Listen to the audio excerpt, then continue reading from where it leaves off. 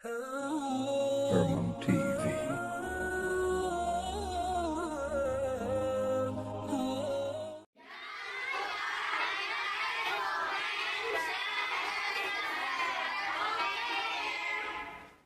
Malam ini kita sambung kajian tafsir surah Yasin, surah yang ke-36 dalam Al-Quran. Kita mulai dari ayat yang ke-45 ya. Kita mulai dari ayat yang ke-45. Bapak Ibu yang ada Al-Quran atau handphone yang ada Quran, boleh dilihat surah Yasin ayat yang ke-45. Baik, Allah Ta'ala berfirman, A'udzu billahi minasy syaithanir rajim. Wa idza qila lahum ittaqu ma baina aydikum wa ma khalfakum la'allakum turhamun. Dan apabila dikatakan kepada mereka, ittaqu ma baina aydikum, bertakwalah kamu akan siksa yang ada di hadapan kamu, wa ma khalfakum, dan apa yang akan ada di belakang kamu, maksudnya di akhirat nanti. La'allakum turhamun, mudah-mudahan kamu dirahmati. Ayat ini menjelaskan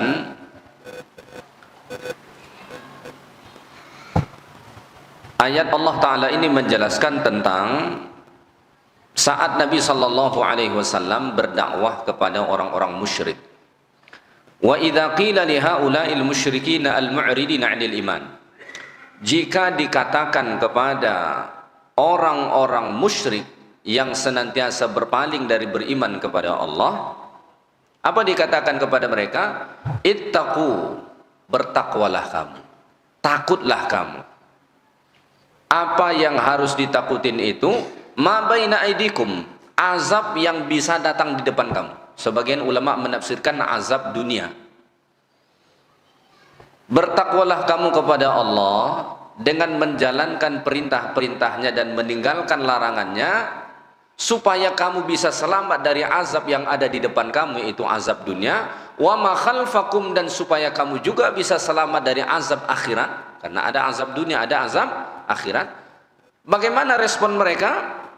Respon mereka a'radu, mereka tetap berpaling. Mereka tetap berpaling. Padahal kalau saja mereka mau bertakwa, takut akan azab Allah dunia dan akhirat itu, la'allakum turhamun, mereka akan mendapat rahmat dari Allah Subhanahu wa taala. Allah akan memberi rahmat kepada mereka. Tapi sikap mereka tetap tidak mau bertakwa sebagaimana yang diperintahkan Allah dan Rasul. Dari ayat ini kita belajar, pertama, bahwa ketidakbertakwaan kita kepada Allah menyebabkan datangnya azab. Sama ada azab dunia atau azab akhirat. Maka kalau kita ini semakin jauh dari takwa, azab yang akan datang ke kita. Mungkin azab itu disegerakan Allah di dunia, atau yang paling pasti azab itu di akhirat. Ya. Sebaliknya, andai kata kita bertakwa kepada Allah, maka yang akan Allah Ta'ala beri kepada kita adalah rahmat. Sama ada rahmat dunia atau rahmat akhirat. Makanya pada hujung ayat itu kata Allah, la'allakum turhamun. Andai kata mereka mau bertakwa sebagaimana yang diperintahkan, mereka akan dapat rahmat. Rahmat dunia atau rahmat akhirat. Maka dalam Quran Allah mengatakan misalnya, walau anna ahlal qura amanu wattaqau. Andai kata penduduk satu negeri itu beriman dan bertakwa kepada Allah, apa yang Allah Ta'ala beri? La fatahna alaihim barakatim minas sama'i wal ard. Allah akan membuka pintu-pintu keberkahan untuk mereka dari langit dan bumi. Artinya itu rahmat yang disegerakan. Rahmat itu disegerakan Allah di dunia. Andai kata penduduk suatu negeri itu benar-benar beriman dan bertakwa kepada Allah, maka Allah akan buka pintu-pintu keberkahan dari langit dan bumi. Berkah hidup itu. Ada negeri yang kaya raya, sumber daya alamnya tidak terhitung saking banyaknya. tapi rakyatnya hidup menderita. Apa yang salah itu? Apakah kita menyalahkan Tuhan? Enggak. Allah udah ngasih kok. Ya? Kok bisa masih menderita? Susah begitu. Keberkahannya nggak ada begitu. Kenapa? Bisa saja karena kurangnya takwa penduduk negeri itu. Maka kolerasi antara rezeki dan takwa itu sangat erat. Sangat erat. Saya mendengar ada ceramah seorang ustadz yang lama tinggal di Arab. Apa isi ceramah beliau? Dia bilang begini, orang Arab itu hidupnya nyantai banget. Orang Arab itu santai. Bapak Ibu kalau pergi haji, umroh, tengoklah orang Arab tuh. Pagi-pagi nggak ada itu orang Arab kebut-kebutan, sesak-sesakan di jalan itu nggak ada. Pagi ngapain mereka? Nyantai. Nanti masuk waktu zuhur, apapun pekerjaan ditinggalkan. Salah. Orang di imigrasi aja ditinggal itu. Sholat dulu gitu kan. Orang mau masuk umroh ini, mau dapat job ini, sholat dulu. Nggak ada lewat itu. Kalau kita mau sholat, nggak sholat, tetap lewat begitu. Tapi hidup mereka sejahtera. Lah kita, ada yang sebelum subuh aja udah kocar kacir. Berangkat sebelum terbit matahari, pulang setelah terbenam matahari. Susah tetap hidupnya. Rumahnya cuma tipe 45. Ada teman saya kerja di orang tinggal di Bogor. Kerjanya di mana? BMKG Pusat. Dulu sama-sama ngambil S3 sama beliau di Malaysia. Tapi dia bidang lain, saya bidang lain lah. Dia cerita, Ustaz, sebelum subuh saya sama istri itu udah kocar-kacir di rumah. Ambil kereta api gimana biar sampai ke Jakarta Pusat itu. Pulang sampai ke rumah itu matahari udah terbenam. Kaya? Enggak. Bisa nggak jalan-jalan ke luar negeri dengan menikmati hasil kerja itu? Enggak, cukup makan aja udah syukur gitu. Apa yang hilang sebetulnya? Berkahnya. Kenapa keberkahan itu hilang? Karena mungkin mayoritas penduduk negeri itu tidak bertakwa kepada Allah. Orang Brunei itu paling santai. Brunei itu paling santai. Mana ada kayak kita pagi-pagi itu sesak-sesak, nggak ada. Teman saya ke Brunei, katanya satu rumah itu minimal 2 pembantunya. Iya, satu rumah itu minimal 2 pembantunya. Di pagi hari aja kalau orang Brunei-nya nggak ada yang sibuk ke dapur itu. Kalau ibu-ibu tinggal di Brunei senang betul. Pagi-pagi nggak repot masak sarapan. Nggak ada yang ke dapur itu. Satu rumah 2 pembantu minimal. Tapi mereka sejahtera. Mereka sejahtera. Oh mungkin kita mengatakan minyak mereka banyak. Minyak negeri ini emangnya nggak banyak? Iya kan? Emangnya minyak negeri ini nggak banyak? Banyak. Bahkan sumber daya alam di negeri kita ini jauh lebih banyak ketimbang mereka. Mereka mungkin paling cuma minyaknya doang. Kita yang lain-lain pun banyak lagi begitu. Riau sampai orang bilang di bawah minyak, di atas minyak. Ya kan? Sampai kita pun berminyak di sini saking panasnya kan. Kok mereka bisa sejahtera ya? Ya mungkin mereka itu lebih takwa ketimbang kita. Mungkin loh ya. Maka kolerasi antara takwa dengan rezeki dengan rahman Allah itu sangat erat. Kalau kita tidak mau bertakwa, azab yang akan datang. Ada azab dunia, ada azab akhirat. Azab dunia minimal disengsarakan Allah di dunia. Nggak tenang. Ya, nggak tenang. Kita boro-boro kesejahteraan dari sisi ekonomi. Kesejahteraan dari sisi keamanan aja kita merasa belum puas. Orang naik motor tengah malam aja itu ketar-ketir. Takut diapain? Takut dibegal. Berarti kan keamanannya belum dapat. Padahal nikmat aman itu salah satu nikmat yang paling mahal. Begitu. Makanya kalau kita tidak bisa berbuat banyak untuk memperbaiki negeri ini, Ayo sama-sama kita perbaiki diri kita masing-masing. Apa solusi yang paling efektif dari diri kita masing-masing untuk memperbaiki negeri ini? Jadilah kita orang-orang yang bertakwa. Kalau cuma kritik-kritik tok, ribut-ribut di grup WhatsApp, nggak mengubah apa-apa. Yang ada teman kita makin berkurang. Ada orang kan sukanya ribut di grup WhatsApp. Apalagi ini mau pemilihan, ya kan? Ada si fulan berpihak dengan ini, fulan berpihak dengan yang ini. Berantem mereka di grup WhatsApp. La haula wala quwata illa billah. Yang ada temannya makin sedikit, musuhnya makin banyak, takwanya makin kurang. Saya kadang-kadang tidak habis pikir itu. Dimasukkan saya ke beberapa grup, pendukung sana, pendukung sini, begitu. Kadang saya lihat, jam 3 pagi saja itu masih ada yang ngirim tautan bernuansa politik.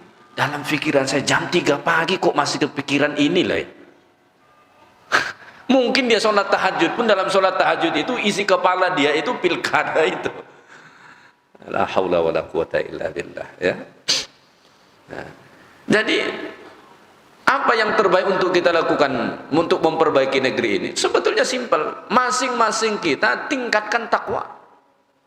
Kalau kita semua ini sudah memperbaiki diri bertakwa kepada Allah, insya Allah negeri yang sudah dititipkan Allah kekayaan ini akan dititipkan Allah keberkahan. Yang hilang dari kita itu bukan kekayaannya, tapi keberkahannya. Nggak kita nikmati keberkahannya itu. Berkahnya kita nggak dapat. Kenapa? Mungkin kurang takwa kita. Jadi dulu orang-orang musyrik, saat disampaikan kepada mereka begitu, orang-orang musyrik, bertakwalah kalian supaya kalian selamat dari azab dunia dan akhirat. Dalam masa yang sama supaya kalian mendapat rahmat dari Allah. Respon mereka apa? A'radu, tetap berpaling, nggak peduli dia soal itu. Ya, itu dulu mereka. Maka sampai kata Allah Ta'ala begini, ini saking degilnya orang-orang musyrik itu. وَمَا تَأْتِيهِمْ مِنْ آيَةٍ مِنْ آيَاتِ رَبِّهِمْ إِلَّا كَانُوا عَنْهَا مُعْرِضِينَ. Dan tidaklah datang kepada mereka satu ayat dari ayat-ayat Tuhan mereka, kecuali mereka berpaling daripadanya. Wa kullama ja'at haula'il musyrikina ayatullah. Setiap kali datang kepada orang-orang musyrik itu ayat-ayat Allah, ad-dallah ala tauhidi, yang menunjukkan kemahaesaan Allah, kanu mu'ridina anha, mereka pasti berpaling daripadanya. Ayat apapun yang disampaikan tetap dia berpaling, nggak mempan. Ayat ini dia tolak, ayat ini dia tolak, ayat ini dia tolak. Sebanyak apapun disampaikan ayat itu tetap dia tolak. Begitulah saking degilnya orang musyrik itu. Ya. Makanya saat tadi diajak untuk bertakwa supaya selamat dari azab dunia dan akhirat dan supaya mendapat rahmat Allah, ditolak sama dia. Maka pada ayat 46 Allah menyatakan ayat apapun disampaikan kepada mereka dia tetap berpaling. Gak ada gunanya lagi. Sawa'un 'alaihim a'anzartahum am lam tunzirhum la yu'minun. Mereka sudah masuk kategori itu. Diberi peringatan atau tidak diberi peringatan udah nggak berpengaruh apa-apa. Nggak akan membuat dia beriman. Begitulah saking degilnya mereka. Baik. Kemudian kata Allah pada ayat 47. Wa idza qila lahum anfiqu mimma razaqakumullah قال الذين كفروا للذين آمنوا أنطعم من لو يشاء الله أطعمه إن أنتم إلا في ضلال مبين. Dan apabila dikatakan kepada mereka orang-orang musyrik lagi nih, kalau disampaikan kepada orang-orang musyrik itu, anfiqu mimma razaqakumullah, infakkanlah sebahagian harta yang telah Allah beri kepada kalian. Bantulah itu orang-orang fakir dan orang-orang miskin dari sebahagian harta yang telah Allah rezekikan kepada kalian. Kalau ini disampaikan kepada mereka, Apa respon mereka? Qala alladziina kafaru lilladziina aamanu. Maka orang-orang kafir itu akan berkata kepada orang-orang beriman yang menyuruh mereka, anutu'imu man law yasha'ullahu at'amah. Apakah kami perlu memberi makan orang yang kalau Allah berkehendak untuk ngasih dia makan, Allah kuasa? Kira-kira kalau bahasa kita mereka jawab begini, ngapain kalian suruh-suruh kami bantu orang-orang miskin itu? Ngapain kalian suruh kami nolong mereka? Tuhan kalian Allah itu, kan kalian bilang maha kuasa. Kalau dia berkehendak udah dia aja yang bantu, ngapain suruh-suruh kami? Kalau bahasa kitanya begitu. Ya. Nah, dulu ada seorang tokoh di negeri kita ini ngomong, ketika ada orang menggemakan tolong agama Allah, apa dia bilang? Ngapain Allah ditolong-tolong? Allah itu kan maha kuasa, mana butuh pertolongan kamu. Ya sepintas lalu sih kayaknya benar gitu, tapi salah gitu. Allah itu memang maha kuasa, yang nggak butuh sama pertolongan kita. Allah tuh nggak butuh sama pertolongan kita, itu benar. Lalu kenapa kita disuruh menolong Allah, menolong agama Allah? Karena sebenarnya kita bukan sedang menolong Allah karena Allah lemah, tapi kita disuruh untuk menolong agama Allah supaya kita ditolong Allah, supaya kita dapat pahala. Itu sebetulnya peluang yang Allah beri kepada kita. Kalau kamu dapat pahala, tolong itu. Bukan berarti Allah tidak kuasa, kuasa. Maka dulu Allah itu memberi peluang lama kepada Nabi dan para sahabat orang-orang beriman untuk menolong agama Allah. Bayangkan, Allah itu kan maha kuasa. Kalau sekiranya Allah berkehendak, Allah bisa tidak memenangkan dakwah Nabi dari awal, tanpa Nabi harus berdarah-darah, tanpa Nabi harus hijrah segala. Kuasa tidak kira-kira Allah tuh? Kuasa dong. Kenapa Nabi harus berdarah-darah? Kenapa harus ada yang terkorban? Kenapa harus ada yang kehilangan? Kenapa sampai harus hijrah, memakan waktu berpuluh tahun baru kemudian idza jaa nasrullah, baru kemudian kemenangan Allah Ta'ala beri? Kenapa harus lama sekali? Karena Allah ingin memberi peluang. Kalau Allah beri kemenangan sejak awal, maka tidak ada pahala syahid. Kalau Allah beri kemenangan sejak dari awal, tidak ada pahala jihad, tidak ada pahala perjuangan. Padahal itu adalah pahala yang super besar. Sama juga kalau disuruh kita berinfak, jangan sampai kita ini jadi macam orang musyrik ini. Diumumkan, ayo kita bantu sama-sama tetangga kita, saudara kita, jamaah kita yang kesusahan. Lalu ada yang nyeletuk bilang begini, Allah itu kan maha kaya, udah Allah aja lah yang bantu, ngapain lah pula kita disuruh-suruh. Ya. Allah itu nyuruh kita berinfak, bersedekah untuk kita mendapatkan pahala. Itu peluang Allah Ta'ala beri. Bukan Allah tidak kuasa memberi dia harta, kuasa. Tapi Allah suruh kita begitu. Satu, Allah ingin melihat kita mau tunduk kepada Allah atau tidak, karena ini perintah Allah. Yang kedua, Allah sedang menawarkan kepada kita, kamu mau pahala besar enggak? Kalau mau itu tolong. Saya sudah miskinkan dia, saya sudah susahkan dia, saya jadikan kamu perantara supaya dia dapat rezeki. Kalau kamu bantu, kamu dapat pahala yang sangat besar. Mau enggak? Itu. Ya, bukan berarti Allah tidak kuasa untuk menolongnya, kuasa. Ya. Maka ada orang yang sangat miskin tiba-tiba bisa dirubah Allah jadi kaya raya. Ya, tidak susah bagi Allah Ta'ala. Harta duniawi ini sangat kecil bagi Allah nilainya. Makanya disebut dalam hadis, andai kata dunia ini bernilai di sisi Allah bisa mengimbangi sebelah sayap nyamuk saja, Allah nggak bakalan kasih itu sama orang kafir.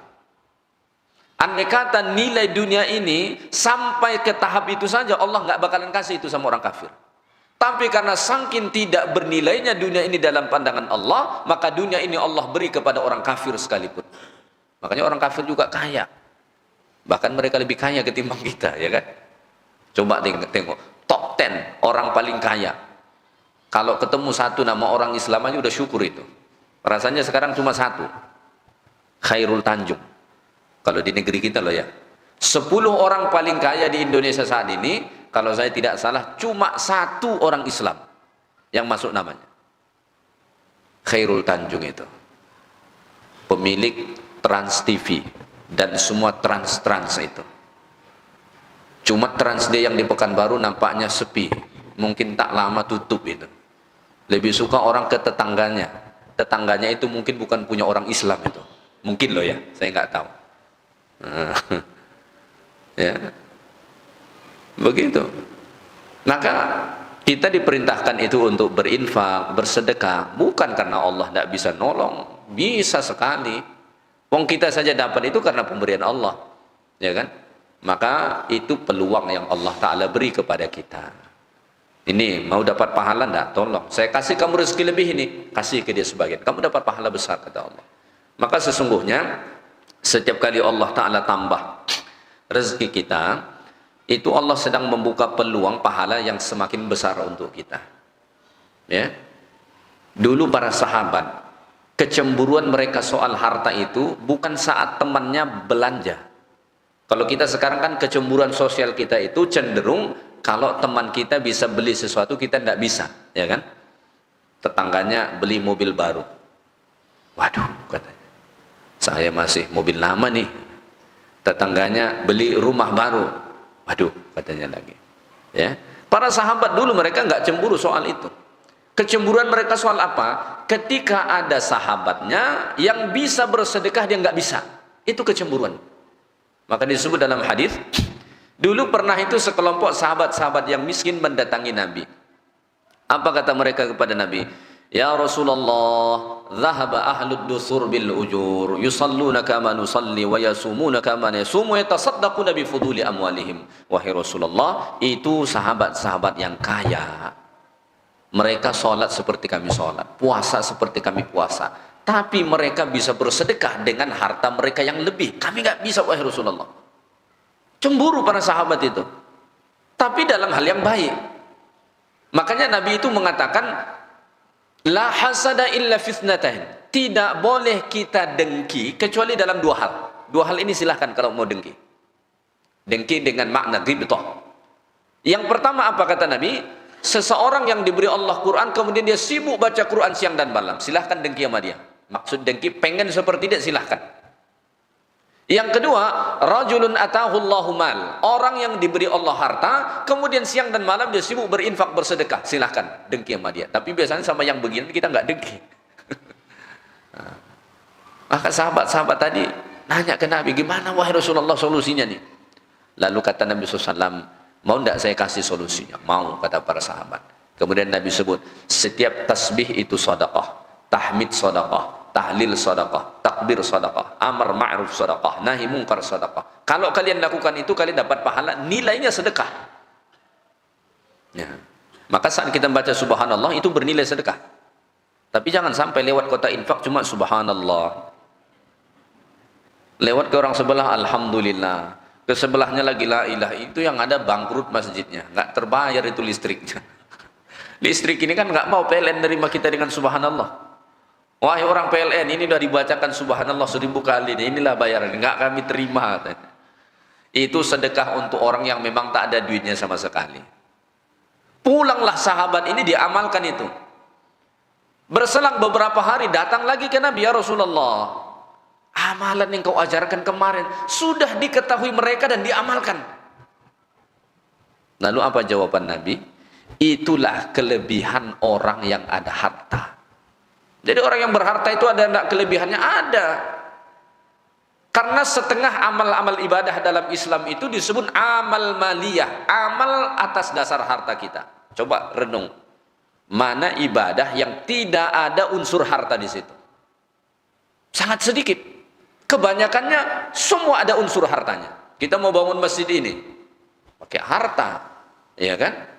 Mau pergi haji umroh pakai harta, mau zakat pakai harta, sedekah pakai harta. Bahkan kita sholat pun kita butuh harta. Makanya ibadah itu setengahnya amal maliyah, ada kaitannya dengan harta. Makanya Nabi mengatakan itulah kelebihan orang yang berharta. Jadi orang yang berharta itu dia bisa melakukan amalan-amalan tertentu yang tidak bisa dilakukan orang yang tidak berharta. Contohnya infak, sedekah. Siapa yang bisa melakukan itu? Ya orang yang ada hartanya. Kalau nggak ada hartanya gimana dia mau infak, ya kan? Nggak bisa. Makanya wabtagi fima ataqallahu daral akhirah. Carilah kebahagiaan akhirat dengan nikmat harta yang Allah beri kepada engkau. Itu dulu perintah Allah kepada Qarun. Qarun itu kan super kaya, luar biasa kayanya. Maka dikatakan kepada Qarun, wahai Qarun, carilah kebahagiaan akhirat dengan harta yang Allah beri kepada engkau. Tapi dia nggak mau. Akhirnya harta itu membinasakan dia. Maka harta itu satu sisi bisa menjadi rahmat besar untuk kita, di sisi lain juga bisa menjadi azab untuk kita. Kembali ke ayat ini, jadi dulu orang-orang musyrik kalau dikatakan kepada mereka, wahai orang-orang musyrik, tolonglah itu orang-orang miskin, orang-orang fakir, sedekahlah kepada mereka, berbagilah kepada mereka. Apa kata mereka? Kenapa kami harus menolong mereka? Bukankah Allah Tuhan kalian itu kuasa untuk memberi mereka makan?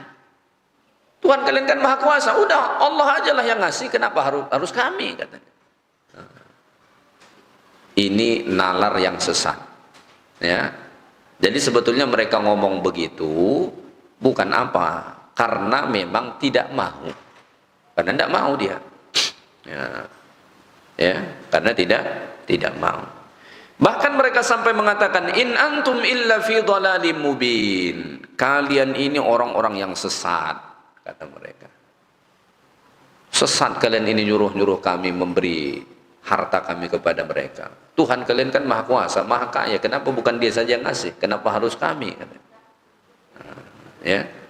Jadi pengajaran bagi kita dari ayat Allah Ta'ala ini, salah satu anjuran penting dalam beragama ini apa? Berinfak.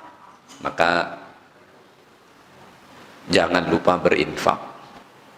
Setiap hari kalau bisa infak, alokasikan khusus untuk infak harian kita, terutama infak subuh. Mungkin saya sudah pernah sampaikan, ya, coba alokasikan per bulan. Ya, Bapak Ibu yang udah pensiun, pensiunannya tinggal berapa? Ya, Bapak Ibu yang tahu. Ya, alokasikan sebagian untuk infak. Kalau setiap pagi infak kita Rp3.000 kali 30 hari, baru berapa itu? 3.000 kali 30 berapa itu?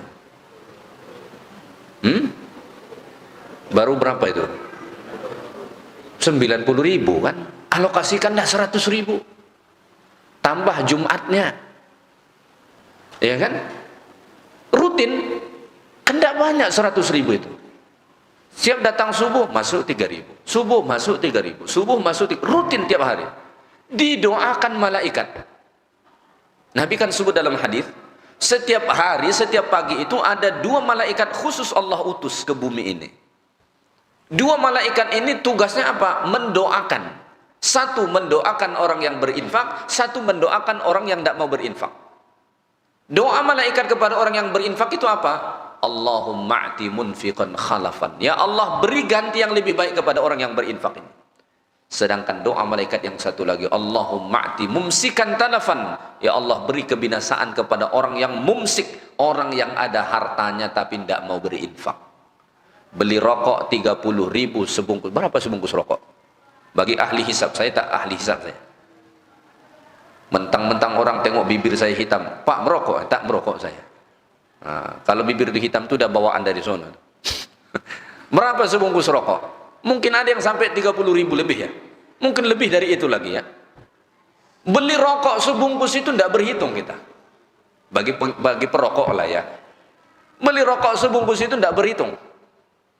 Tidak terasa berat. Tapi kadang untuk infak itu la ilaha illallah. Rasanya kok berat betul ya. Lah iyalah. Rokok itu kan bukan ibadah.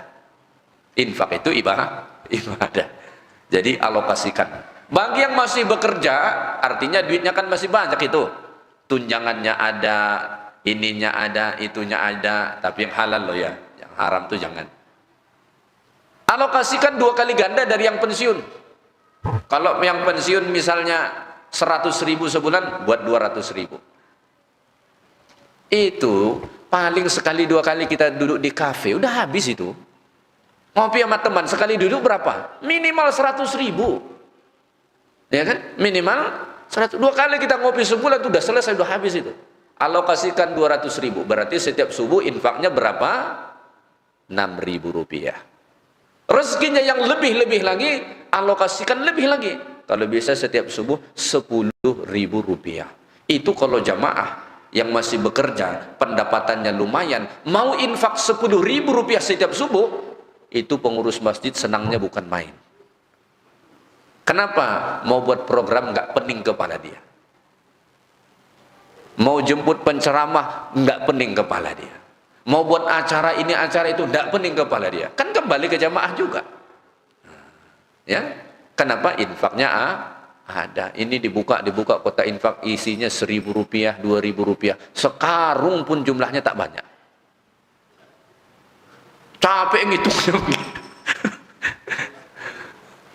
Ya, kelihatan banyak ini, tapi duit 1.000, 2.000 rupiah semua. Ya, itu ibadah juga.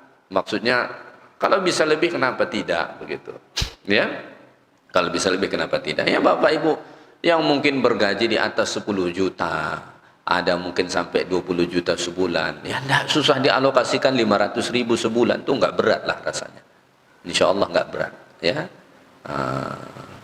pahalanya kita dapat. Karena yang kekal menjadi harta kita itu ya cuman itu. Ya. Adapun yang kita simpan, yang kita kumpulkan, nah, nggak bakalan jadi milik kita, jadi milik orang lain. Bisa jadi milik anak kita, bisa jadi milik pasangan kita.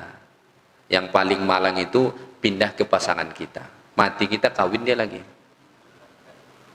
Setengah mati dulu bapak bangun rumah tuh, nah, bapak mati, kawinlah dia dengan berondong. Berondong nih bilang, saya tak ada rumah. Rumah kau tak usah pikir, tinggal di rumah ini. Padahal dulu bapak setengah mati bangun rumah tuh. Ibu juga begitu. Setengah mati nyimpan emas nih. Mati. Suami, Allah, hidup ini harus dilanjutkan. Carilah pasangan. Emas ibu tuh semua pindah ke pasangan bapak yang baru. Kalau pakai perasaan gimana tuh kira-kira? Rela atau tidak? Rela nggak rela ya memang begitu. Makanya supaya nggak rugi, infakkan sebahagiannya. Bukan berarti kita tidak boleh nyimpan duit loh. Boleh tidak nyimpan harta? Boleh, sangat boleh, bahkan dianjurkan. Jangan sampai kita itu juga parah betul. Ada sebagian orang bulan saja belum habis duit dia udah habis. Itu parah itu. Ya? Belum habis 1 bulan duit dia udah habis. Itu parah itu orang. Nggak boleh juga begitu. Jangan lupa dari gaji pendapatan kita sisakan simpanan kita. Belajar dari kisah Nabi Yusuf. Jadi dulu Raja Mesir itu bermimpi. Intinya Nabi Yusuf menafsirkan begini. Akan datang 7 tahun, di mana 7 tahun itu suburnya luar biasa, hasil banyak. Tapi setelah itu akan datang 7 tahun yang sangat susah. Maka kemudian kata Nabi Yusuf, di 7 tahun pertama itu simpan pendapatan kalian sebanyak-banyaknya, karena itu yang akan kalian nikmati di 7 tahun kedua. Pengajaran bagi kita apa? Hidup itu tidak selalu senang. Hari ini kita senang, hasil lumayan, besok lusa belum tentu. Maka simpan sebahagiannya, tapi jangan terlalu sibuk menyimpan, tidak berinfak. Sebahagiannya tetap infakkan. Maka aturlah, pandai-pandai kita lah ngaturnya, ya. Baik, waktu Isya sudah masuk. Itu sajalah kajian kita pada malam ini. Mudah-mudahan bermanfaat. Yang baik dari Allah Ta'ala, segala yang kurang dari saya. Subhanakallahumma bihamdik, asyhadu an la ilaha illa anta, astaghfiruka wa atubu ilaik. Assalamualaikum warahmatullahi wabarakatuh. Terima kasih.